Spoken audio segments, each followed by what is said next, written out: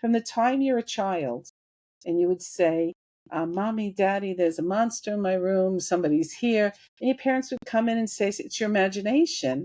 And they turn off that third eye. I mean, it's normal. We all kind of forget. You know how little kids will be sitting in the corner talking to their dead grandmother, and it freaks out people.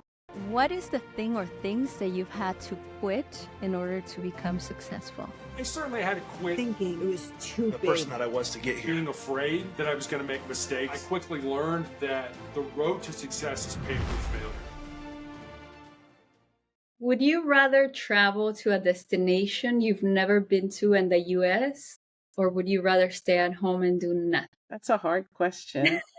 I think right now I'd rather stay home. Sounds peaceful. Yeah, it does. Yeah. Would you rather eat the spiciest or the saltiest dish? So I'll go with salty. I can't eat spice.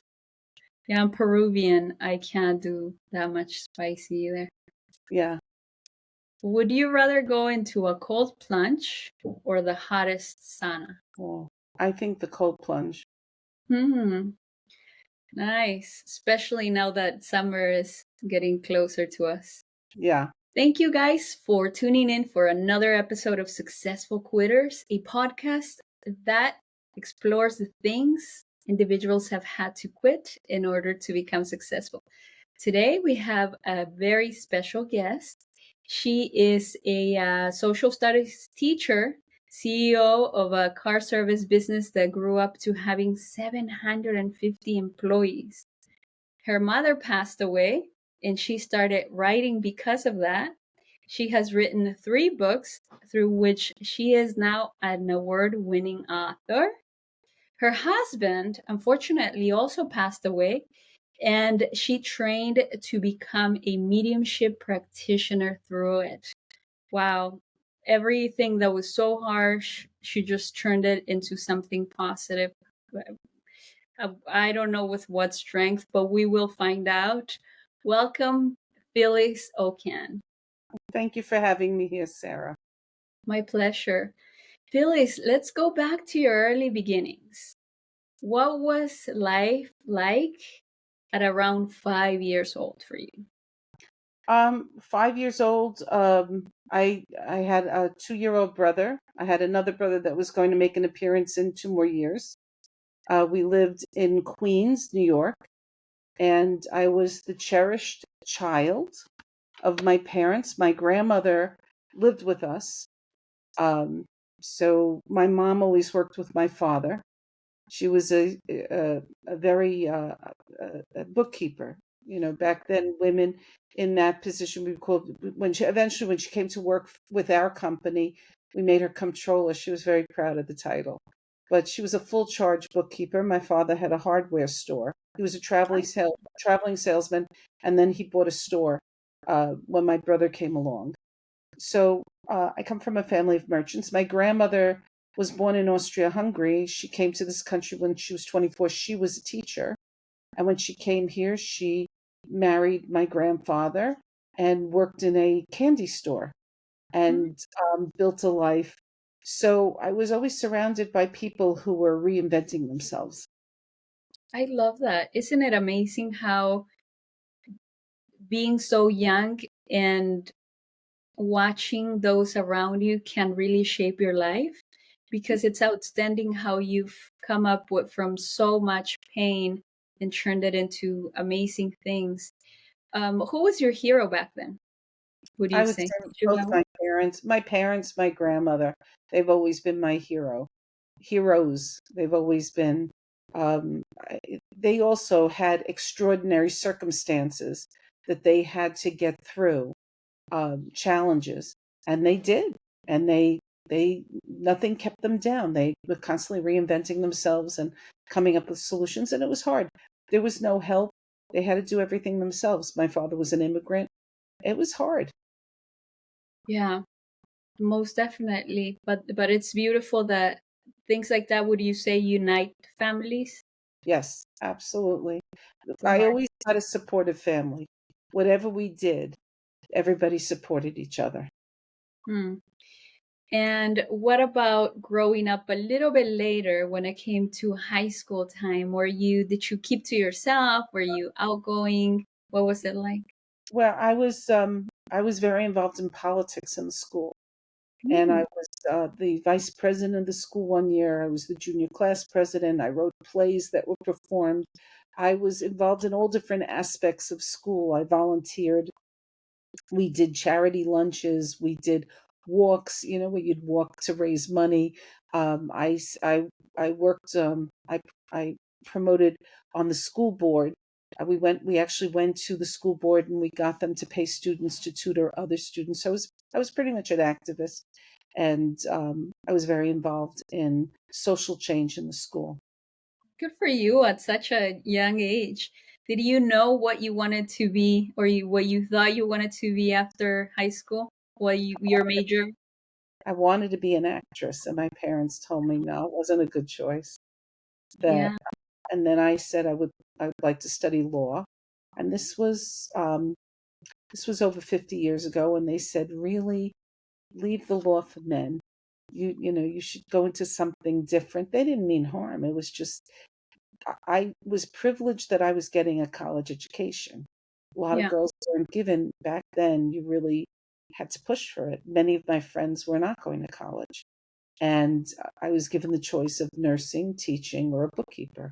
And I chose teaching. I loved history. I really enjoyed history. So I decided I would become a teacher. And You said I graduated school in 3 years. you said that you wrote plays at school. Yeah. Did you ever perform anything? Oh yeah, I performed in school, and my plays were put on. They were social studies plays. So I would write a play about whatever we were doing in social studies, and it was a parody of a television show or whatever it was, and we would rehearse and then put it on, and all the classes would come and see it. I worked on the school yearbook. I did a lot of things like that. How amazing. Good for you. It Thank seems as if no matter what, if people try to take you away from the arts, if that's your thing, you will find your way. Good for you. And then, so you graduated college, Yes. and what happened after? Well, I got married right out of college. And my husband was also an immigrant, and he was having trouble with English. And I was teaching, I was subbing. There were no jobs back then. It was very hard to get a teaching job. So he said to me, "Why don't you stay home and build the business, do the back office, and I'll drive, and take the calls and get bookings." And I agreed, but I said I wanted to have a child. If I was going to do that, I wanted to start a family. And he agreed, and we started our family. Phyllis, and we're gonna go a little in depth when it comes to your relationship a little bit later on, but because your husband is such an important character when it comes to your life story, can you tell us how you guys met? Well, he owned a gas station across the street from my parents' store. They had a hardware store, and I used to go there. I shared a car with my father. So I used to drop him off at the store in the morning, and then I'd go to college. And then after college, I came to the store, and we put away paint cans, and we did you had to help in the store. So he was there, and they asked him if he would teach me how to drive. And Mm. so he took me out to drive in the car, and I saw Gone with the Wind was playing in a movie theater, and I said I'd like to see it. I had seen it, of course, and he said I'll take you, and he took me to the movies that night, and we didn't come in till after my curfew because we sat in the car and pretty much mapped out our lives. We both decided that we wanted to be with each other that night. Wow. It sounds like a movie story, actually. It was really kind of I had really I was love at first sight with him. How amazing. Hard to find nowadays, huh? Those strong stories where you say, okay, we're gonna be together no matter what happens. Right, We're gonna make it work. And so you had a first kid, I and did. how many did you end up having? Oh, I have two sons. You have Uh, two. I have two sons, so they're 5 years apart, and I work with them now. They run the company with me. So you guys loved each other and also were able to work together, which is one of the biggest challenges Yes. when it comes to couples, right? Mm-hmm. Why do you think you guys were able to work together? Was it because each one of you knew your roles, or was it hard? Was it challenging, or did you figure out each other's roles from the beginning? It was not challenging because we really needed each other in the beginning. He needed me because I was really fluent in English and I could read quicker than he could. It took him a long time. And I had the patience to do the back office. He didn't. Um, and he was really handy. He was a mechanic, so he could fix the cars as we added cars to the fleet, and he could drive. He knew how to bring the clients in and get them to stay with us. So there was a real kind of yin and yang to us. And then Mm. he would walk in the house, and I'd be doing payroll, or I'd be doing cold calls. I had a little egg timer and I had the yellow pages, and I used to cold call companies to get more business. He wouldn't think twice to throw in a laundry, diaper a kid, put up dinner. So there was no delineation of what he did or what I did. We both rolled up our sleeves and pitched in. And my family helped a lot because I was constantly on the phone so that they would come over and entertain one of the kids, or uh, make dinner, or just help me. There were days I didn't even get dressed because the phone was so busy. I'd be on the phone all day. So it was a really full thing. Problems happened later on as he got sick. Um, he became difficult and depressed, and that was the hard part of working together because he Yeah. was very he was sick for about 15 years. So it was a really he went from being a really powerful guy, um, to being cranky and everything bothering him, and that sort of changed everything. But When this happened, yes, go ahead. yeah, he and my mother, who was controller, he was the CEO, and she was controller, they got sick within 3 months of each other with lung cancer. So I had two of the most important people in my life, both facing deadly diseases. How many years were you married to him up to this point? Right now, we'd be married, I think 50. We got married in 77. So I don't know. Yeah. But we were together 6 years before. So it's a long time. And when did this happen, when he got sick? He got sick um, about 20 years. It was in 2004. My mom was diagnosed in February of 2004 with lung cancer, and he was diagnosed in April 2004 with lung cancer. He was squamous cells. She was adenocarcinoma. She was stage 4, and he was stage 3B. And so I would spend days at Sloan Kettering taking care of her and taking care of him, keeping their appetites up, uh, sitting with them through chemo and radiation. It was a really tough time. My goodness. What was it? How were you able to get through such tough times with the people that you love the most? Because you were very close to your parents and I was, obviously you loved him. What kept you going through it? well, I knew that there was no way out through. I had cancer 5 years before that. Mm. So he took care of me. I knew the routine. And, I knew there was no way around it. You had to go through it. And we have a great support staff, great people. Many of those employees are still with us today. The average employee stays with us between 30 and 40. They don't leave. So I had a great support staff. My sons were really helpful. My brothers, we all kind of pitched in and everybody worked together. But one of the biggest things I did for myself is I carved out time twice a week to do yoga. Mm. And I just literally would shut down, go down to the basement and do yoga for an hour I had somebody coming to the house. And that really helped because I could decompress in that hour. And I remember when I'd be in the hospital and the doctors would say, "Do you need anything? How are you coping?" Because my mom was terminal, and we just couldn't define whether David was terminal or not. And I would say, "No, no, I'm okay." And I would just get into warrior pose, or I would just ground myself, and it would center me, and it made me get through it. But I just always had hope that everything was going to be okay.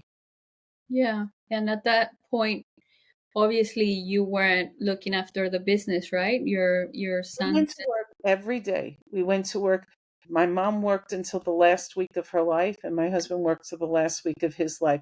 Work was a salvation for them, because if you sit home, all you're thinking about is your illness. And I know with my mom, I didn't realize it was in her brain. The cancer was in her brain. And I never realized how bad it was. You know, she'd be sitting at work and she'd be attempting to work and she couldn't get anything done. And everybody in her office would work around her to get the work done.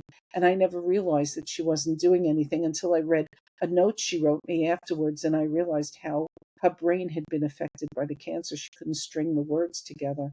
But she did a really good job of hiding it. She was really determined to stay relevant, and she did. Yeah. And how did you deal with your dad at that point? Because I'm assuming that your dad was also. My dad had passed away 5 years before my mom. We were coming home from Vegas. He literally sat down in the airport and exited. And so he passed quickly without warning. We were coming back from a vacation in April, and he died in the airport.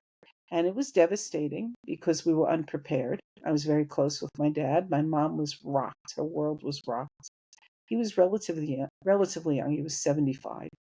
And so, and then by the time she kind of went through the first 2 years of mourning, she was diagnosed, and then she died 3 years later. So it was we were going from one thing to the next thing.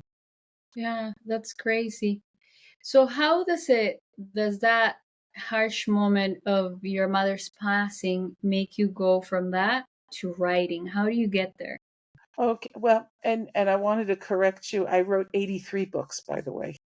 So 83 books. great, but I Oh write them my in different. goodness, I was missing 80. Yeah, I well, apologize. no, it's okay because I write under different names, so you wouldn't know. I write as Carol P. Roman for children, and Carol was my mother's name. Roman was my father's name. So Carol, the P. Carol P. Mm. Roman. So I write children's books. I write adult fiction as Britt London. And then I write works on mediumship as Phyllis Okon, my real name. So what had happened was I was very depressed. My mother was my best friend. We used to go to the ballet every Wednesday. We'd shop together. We went and did our nails together. I spoke with her on the phone 100 times a day. We worked together. I adored her. She was a wonderful person. And I was really missing her, even though I was prepared for her passing and there was an element of relief that she was not suffering anymore. Lung cancer is really not it's really, it was terrible. She couldn't breathe. It was really hard to watch her go through the treatments and then the end stage. And my son said to me, he had written a book under the name Michael Samuels. He writes under three different names. So he wrote a book called Just Ask the Universe, and he sold about 250,000 copies. He did really Oh well. wow. And so he said to me, "Why don't you write a book?" And I said, "I can't write a book." And he says, "Try."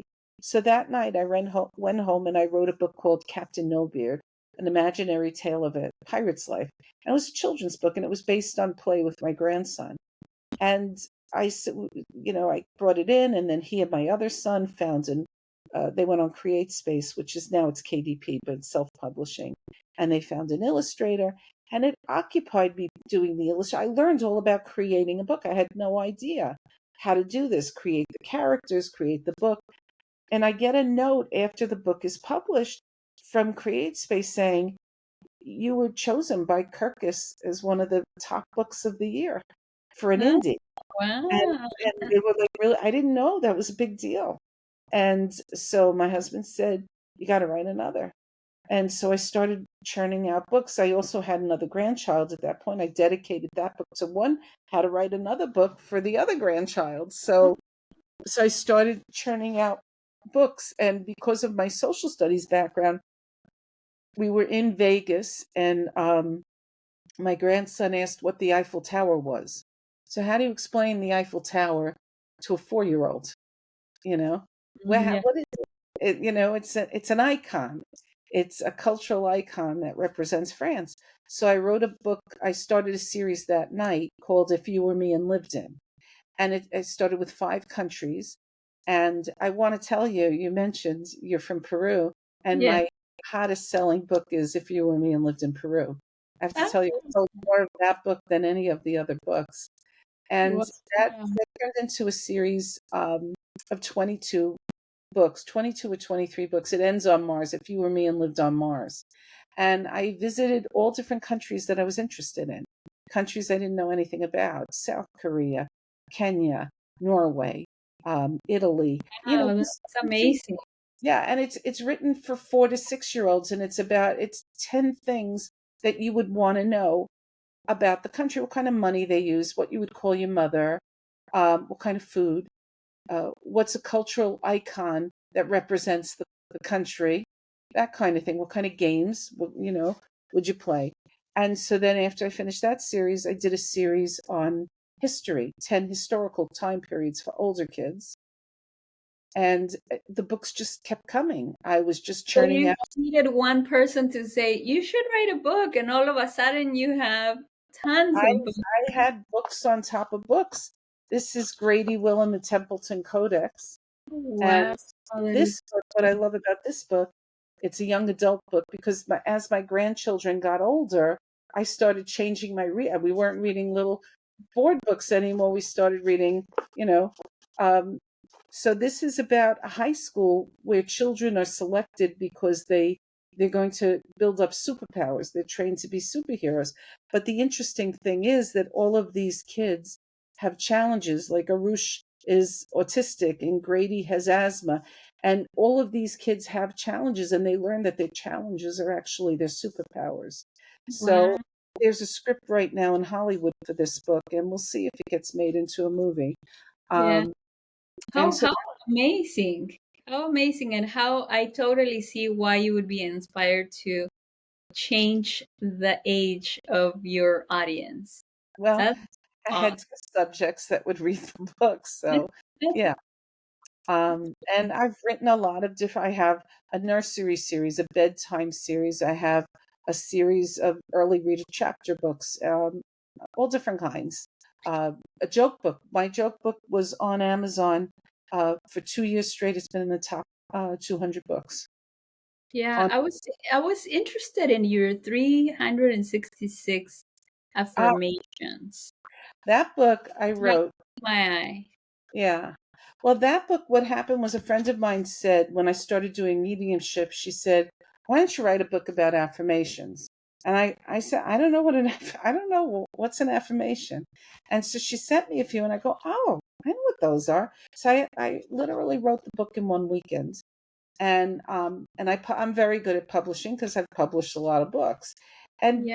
I use this book in my readings. I asked my sitter to pick a page 1 through 366, any page, and we see if there's a message from their loved one on the other side, or if there's a message from their higher self, whatever they believe in.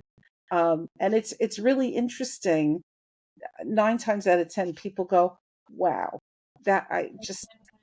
It really. And so if you're willing, I'm more than happy to pick a page. I'm ready to read a Yeah, page for you. I would love to. I would love it. I don't know why it caught my attention so much. I was like, let me. That's why I put it down here. What page number do you want to read? How about, is it 366? Yeah, you can do anything from How 1 to. about how about 366? Okay, the last one, 366. Nobody's ever asked for that one yet. I am listening and open to learning from others. Well, I think that's a message for you because I think that describes who you are. I am listening and open to learning from others. I am listening and open to learning from others, for sure. Yeah, I think that's probably why you made the podcast. Yeah. I'm actually, I feel that I am more of this affirmation. I've become more of that within the last year, like a Oh, lot more. That's interesting. That's beautiful. And so now we have, why was it that you choose not to publish them all under your actual name and last name?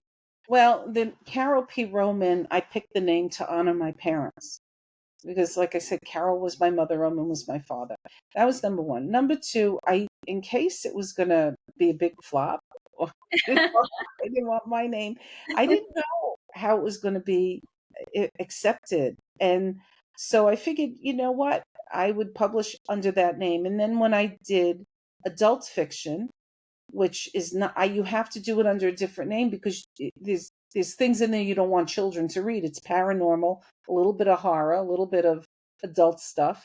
So Yeah. you don't want children getting confused and saying, "Oh, I love Carol P. Roman, let me read that book," and then their mom is gonna be all upset. So I did a different name, and I chose Brit London only because I felt that it was a really attractive name. And Hmm. when I published this, at this point, I was out of names. I said I might as well do my own name, and I do mediumship as Phyllis. You know, my daughter-in-law chose the name Lady Phyllis. I like So the name. It sounds very it sounds very like you want to know, it sounds very what would be the word? well, Um I like to think it sounds regal. What happened was they bought me 1 square inch of Scotland, and I became a lady from the 1 square inch. You know, you get Mhm. awarded a title of lady, and Nah. so they bought that for me for my birthday. And then we were saying, what are we going to call this medium? My daughter-in-law said, let's call her Lady Phyllis. So I said, okay. And my son set up the website, and so it is. What Um, my word was, it sounds mysterious, and I oh, like it. yeah. It sounds mysterious, but pretty and mysterious. Um, what is after your husband passes, Hmm. after your mom became your husband, then we go into what was it like for you at that point? You weren't expecting this to happen, but you were obviously with him, through all these hard days, right? Well, it was expected because I saw him slowing down. His breathing definitely got worse. He came through the treatment, and life was never the same for him. Mm. Couldn't do the things he used to do. And our life shrunk where we stopped going out, we stopped seeing other people, and it was just, we were just with each other and the kids. You know, my family, the kids, and each other. We were together all the time. We went to work together, and we had lots of projects. We would go, we had an office in Vegas, and we used to go to Vegas and be there for a few months. So we just spent time together. And he started having seizures, and I suggested that he go for a CAT scan, and he said no, he was done. He was never going to take another treatment. It was 15 years, yeah, 15 years after he had been treated. And Mhm. so his final illness was really hard because he was 32 days in a hospital having seizures until he finally took his last breath. So it was expected, but I sort of didn't believe it because he had come so close so many times, and then he would rally and get out of it. I think we were in the hospital at least once a year with something, pneumonia, or he would get some kind of thing. And when he died, we were together for 48 years. It was really hard to be alone, and I missed him. Now, we had gone to mediums frequently while he was alive. I had gone to mediums for years. What introduced you to mediums? I Who had told a you? friend I had a friend who called me up and said, "I don't know if you believe in mediums." This was 40 years ago. And she said, "I don't know if you believe in mediums, but somebody's trying to get in touch with David, your husband." She had gone to a medium, and the medium said, "I need to get a message to David." And she didn't know any other David. So that night, my mother and I called this number. You could only call the number on Thursday between 4 and 5. And if you got through, you could get an appointment. And usually he was booked a year or two in advance. He's a very well known medium. And he had a spot cleared for 4 people for that Thursday. And So my mother, my father, and my husband and I went. And it was a group. We were in a group. There were 20 people there. And he read every person in the group. And it was astonishing because this was 40 years. There was no internet. There was no way he could know anything about us. And he knew such personal things. He knew the names of grandparents and great grandparents. And he knew such obscure information. We were shocked. And so we started going to him. And then we started exploring other mediums. And by the time my father passed, I was going to lots of mediums because I missed my dad. Then when my mother died, I was going, mediums bring closure and they bring comfort, and you get messages and you get those, sometimes you hear what you need to hear. Yeah. So he and I made up a code. He kind of had a feeling in the summer before he died. He said, if I die, I'm going to say XYZ or whatever it was. And sure enough, a week after he died, I was back at the medium and I got the message. So I was going to every week to a medium to get more messages. I missed him. And you feel closer to him when you're at a medium. And they kept saying to me, you could do this yourself. In fact, they're saying you should do this. And the last medium I went to said, I'm going to teach you. So he started teaching me. And then COVID happened. Mm. And we were in lockup. And I was in the house alone because nobody could come over. My kids, we were all in quarantine. We didn't see each other. We were washing our fruit. Everybody was staying away from each other. We were afraid to touch the mail. It was really hard. Yeah. And I started taking courses online because I was alone. So I took courses. For 2 years, I studied with all the best teachers in the world through Zooms. And my last teacher is a fellow named Thomas John. He's the seatbelt psychic. Out of 86 people in his class, I was the only person he endorsed. Mm. And then my kids had a podcast. So they were doing a podcast during the pandemic, and they invited me on the podcast. So I thought we were going to talk business, and I didn't know they brought on people for me to read. And I read them, and I was successful. And the next day, my son set up the website, and I started taking readings. Wow. And what are these gatherings like? What is it that you expect when there's a person that is telling you what these people are saying, the message, right? They're delivering the message to you. Well, what happens from the medium's point of view, let's say you book a reading.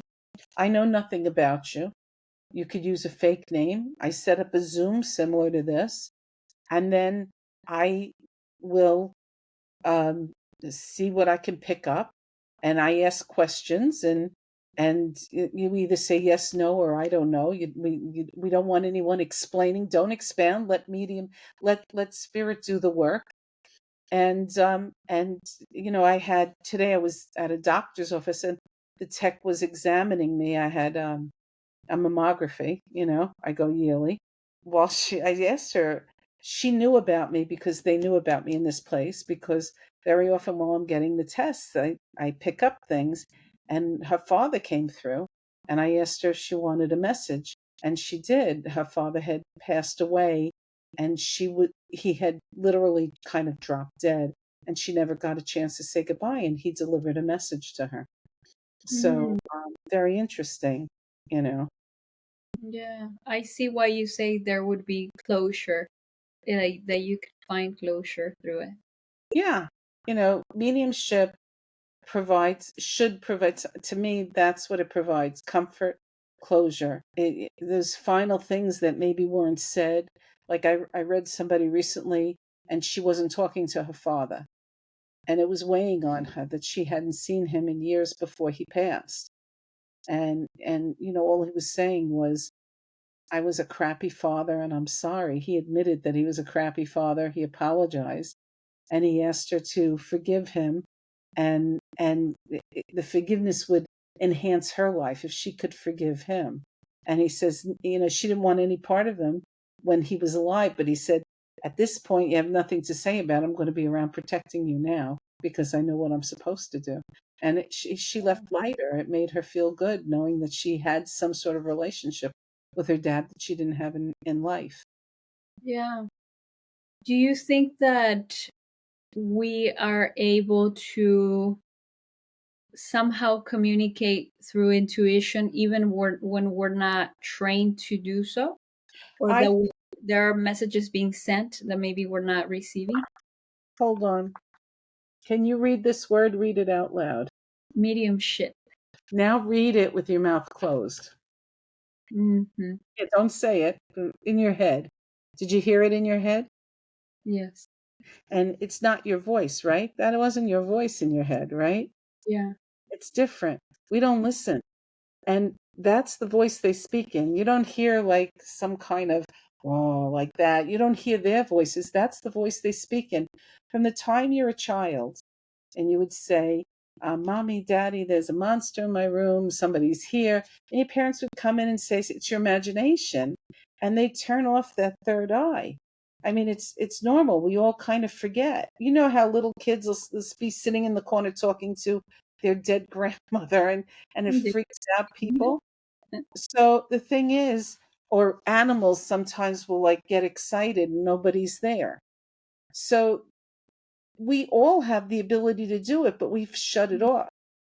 It's kind of like you're sitting at the table and your partner or your spouse says, do you mind getting the ketchup?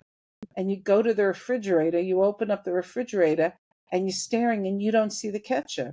And it's right in front of you, but you just don't see it. And then your spouse comes over and says, it's right here. What's wrong with you? Yeah. Usually the other way around. We do it for them. But the point is, we just don't see, even though it's right in front of us, we don't see it. But synchronicities happen all the time.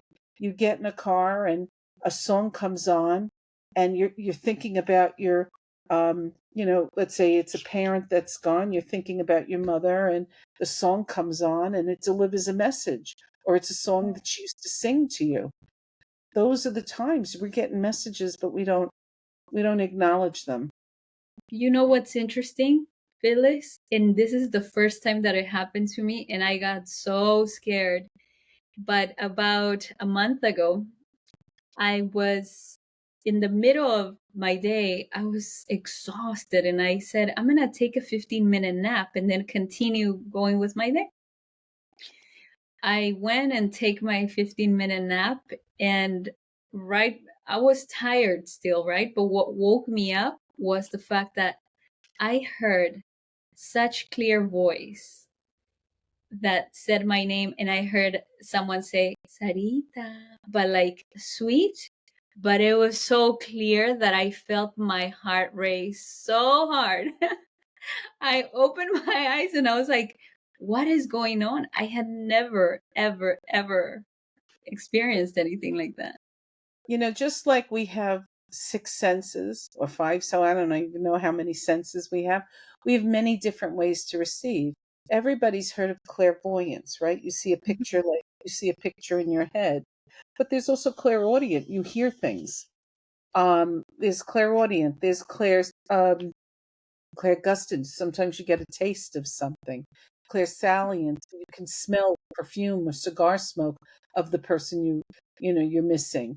There's claircognizant. There's clairsentience. There's all these different clairs, and if you allow yourself to receive that information, you'd be surprised. So that was an example of clairaudient. You were getting a message through your ears, and it was probably somebody contacting you. I do not know, but I called my mom and I got up so fast and I called my mom because for some reason, the first thing that came to mind was, what if something happened to my mom? Because the voice was so sweet. It was so mild.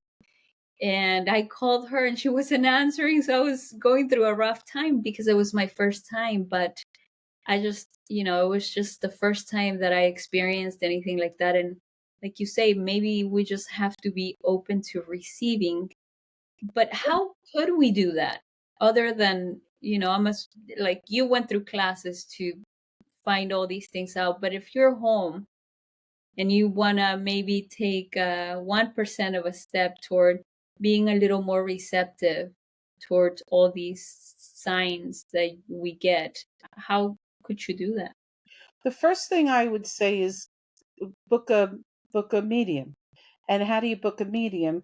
You go by reputation, look up, see what people are writing, look at the reviews. I like to go to people that other people recommend. So I have a network of people, and they'll say, "Oh, I went to this medium, they were really good, or they were really bad," or and I'll decide for myself. I'll go to somebody that maybe somebody else didn't like just to verify it. But I get multiple readings a month. My kids get readings, and first of all, you never know what's going to come out of it. That's number one. What kind of message you're going to get. So that kind of prepares you for that world. Then, as far as learning, there's courses online. You can even go to YouTube and look up, and they'll give you courses. But I like to take courses with teachers that have reputation of being rock solid. So I studied with Kim Russo and Richard Knight and Joe Shield. They're all different people. And Dawn, her name is Dawn Angel Eyes. She did, and some of them I liked better than others, but I took away something. And then what happened was a friend of mine said, "You've got to teach."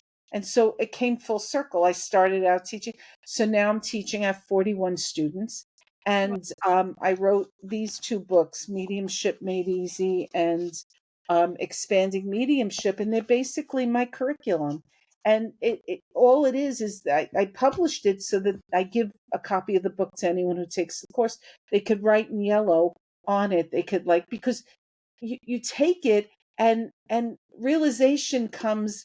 It may not come then. It comes in lesson 3. All of a sudden you go, "Oh my God, I see that now." And you go back to it and say, "How did I miss it?"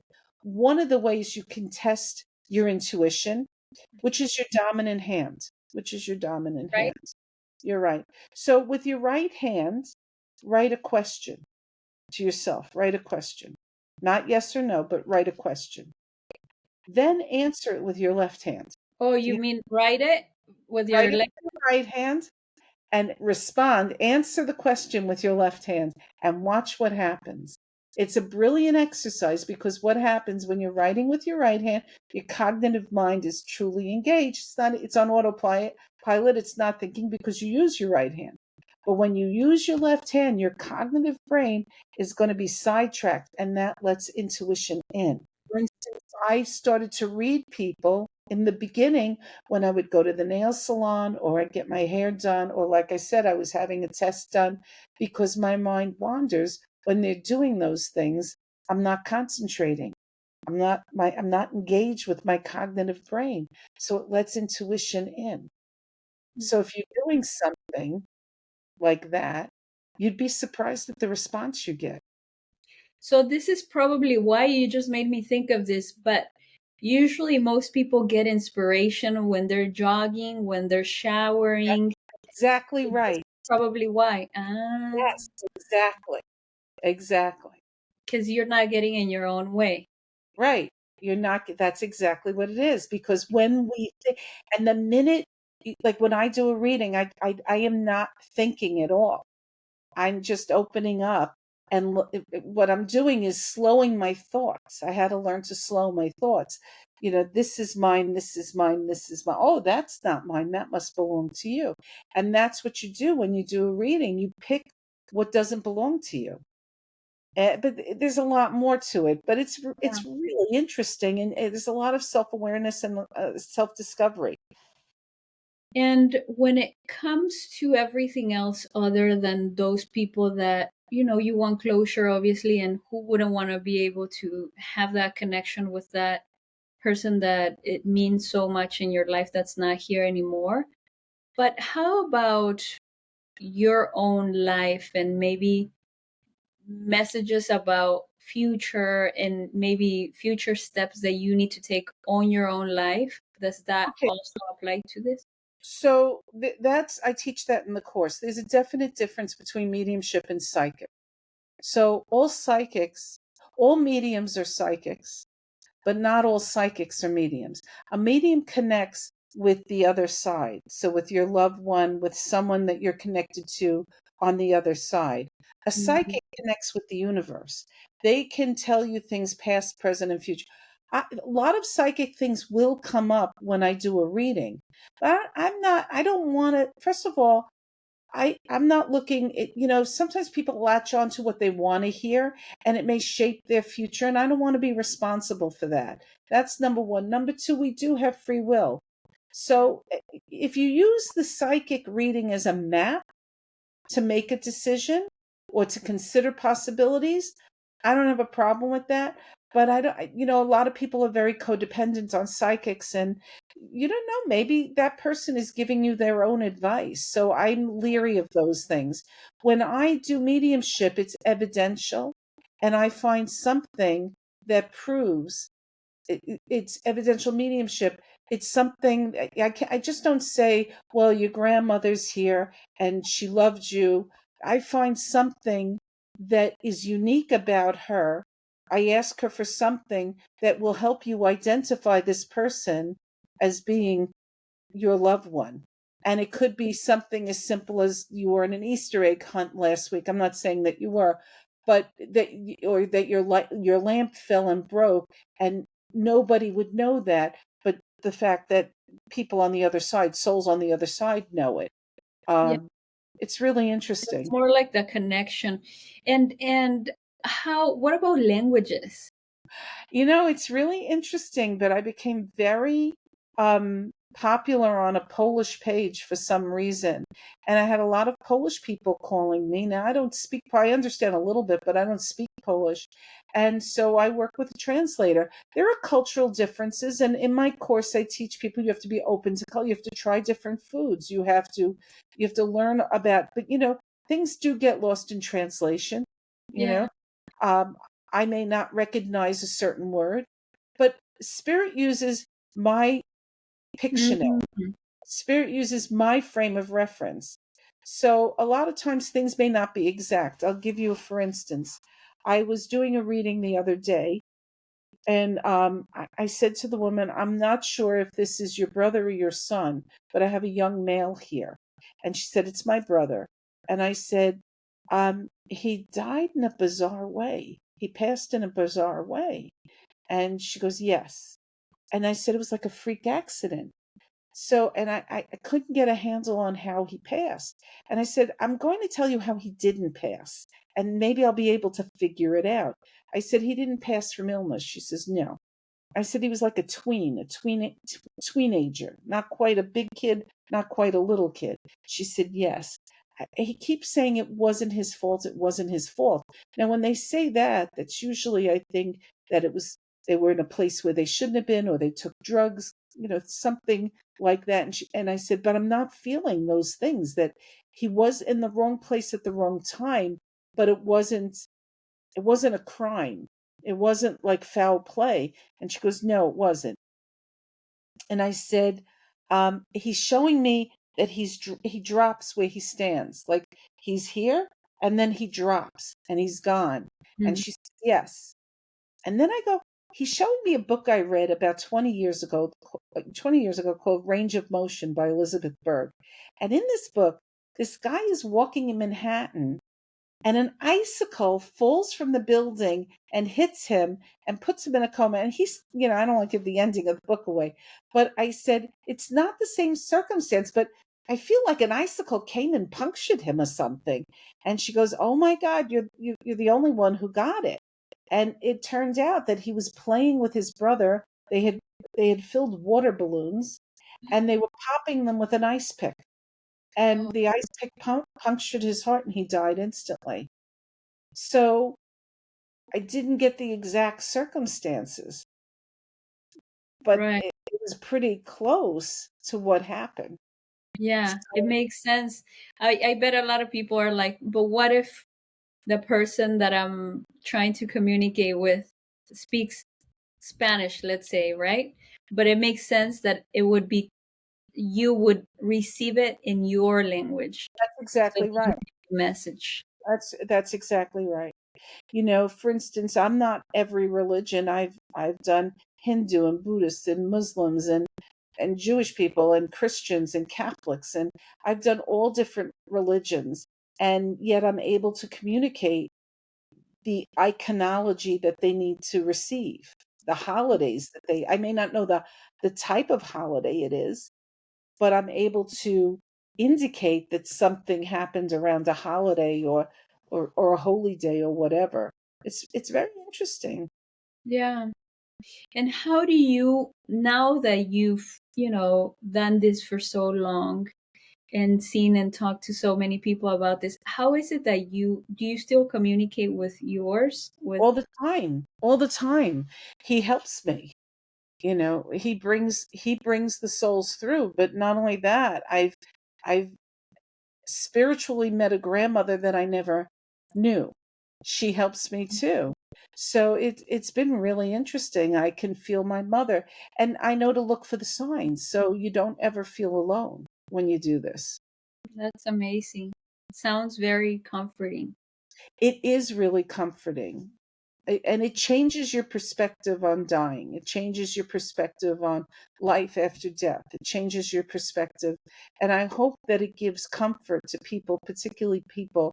There are people who've lost children, and that's the hardest ones to do, because it's what comfort can you give a parent? Yeah. Yeah, most definitely. I have I know a couple of people that have lost loved ones recently, and it's definitely devastating, and you feel lost. So it's nice and comforting to definitely feel their energy, feel like they're still around. Well, like particularly for parents, the comfort is knowing that their child isn't gone, that they still exist, Yeah. and that they exist, and they say, "You ripped your jacket last week." How could they know that? How could they possibly know that? Or your heel broke and you almost fell, or whatever it is, that's knowing that their child is around them, that they're not lost to them, and that they still exist somewhere. Um, then there are kids that, unfortunately, people fight with their parents and they don't speak with them, or they fight Mhm. between siblings and then something happens. And a lot of times these readings bring closure to them, where they say, "I understand your point of view," or, um, "I was being a total jerk, and you were right about whatever it is that we argued," or "Let's agree to disagree. I still think that you have to rethink these things, but I support you." Yeah. So it's really nice. Yeah, yeah, no, definitely. It sounds very nice. Do you do group readings as I well as I private? do. In fact, next week I do once a month. Usually, once a month I do a gallery reading where um, 6 or 8 people can come on, and I'll read all 6 or 8, and it's a little bit less expensive than a private reading. But I do private readings. I do about 40 private readings a month. And this is online I do it through Zoom. through I Zoom. do it in person. I do some local. I do in local yoga studios. I go to the studios. I don't I listen, I have a full-time job. I promote the books and I do this. So I kind of Mm. limit myself on what I'm doing. Um, but yeah, What's so I that work. just so that people have an idea, what's a range and price between like a group reading and a private reading? A group reading is usually, you can there are two types of galleries. There's a gallery that'll be, let's say, $20, and maybe 100 people will be on it, and only 6 people get read. So for $20, you're getting the enjoyment of watching somebody. You get to watch somebody be read. You probably won't get picked because however many people. So many people. Uh, then I do these small gallery readings that are anywhere from $70 to $100. And there's a guaranteed reading for about 20-25 minutes. And I don't get off until I read everybody. A private reading can go anywhere from $300. It's 200 for a half hour, 300 for a full hour, around there, depending upon, you could do emergency readings. There's all different caveats. You can add time to it, and the price changes. But I do every month. I run a special. Like Okay. in May, it was 26% off. I think last month I gave 35% off. So if you watch my Facebook page, Mhm. www, oh, that's my website. If you look at my Facebook, Lady Phyllis Medium, I run specials all the time. But I also explain a lot about mediumship on there. If you follow me on Facebook, I always post these little things, Instagram, Facebook, where I explain different things, and I try to explain as much as I can. I try to demystify it. Yeah. And I will add the links to our conversation, to our interview, just so that people can reach out to you if they wanted to. I think is extremely interesting, especially for those that, are missing that someone, and it feels like it would be a thing. Phyllis, what is something that you have had to quit in order to become successful? I had to quit teaching, and I thought it was the hardest thing I ever did. I was a social studies teacher, and I had to quit in order to help my husband. Yeah. I had to quit ballet when I was a kid because my parents couldn't afford to send me. And then Mm, I got into school politics, so maybe that prepared me for the next thing. yeah. Life's like a smorgasbord. You can only fit so much on your plate. And Go ahead. and you have to go pick things and try to finish what you have before you go take something else. Yeah. I mean, you quit teaching, but at the end of the day, now you're teaching something. Right. It's I've come full circle, right? Now I'm teaching adults, which is pretty interesting. Yeah, wow. That is amazing. Hmm. It's crazy to see how things that you do in life sometimes don't make sense. And and years later, you realize why you had to go through all of that. If it Right. wouldn't have been, for your husband, maybe you wouldn't be so into these I would have readings. never had the time. He took up all my time. We worked together, we played together. I took care of him in the end. So I would have had no time to do mediumship because it really to when I plowed into it, I do things all the way, you Yeah, know. yeah. Well, Phyllis, would you share with us your website? Sure. www.ladyphyllis.com. And again, the books are under Carol P. Roman. I have a website for that. Brit London, BritLunden. There's websites for all of those things, and I write under all those names. And anybody can book a reading with Lady Phyllis. Uh, and check out the galleries. They're pretty fun. Yes, no, most definitely. And all the information is on the website, the Instagram, and the Facebook, which will be added to the bottom of this interview. And I thank you so much for the time and all the knowledge that you've given us. You're welcome. It was lovely meeting you. Likewise. And thank you guys for watching another episode of Successful Quitters. My name is Sara Nunez Bee. I am your host, and I will see you on the next one.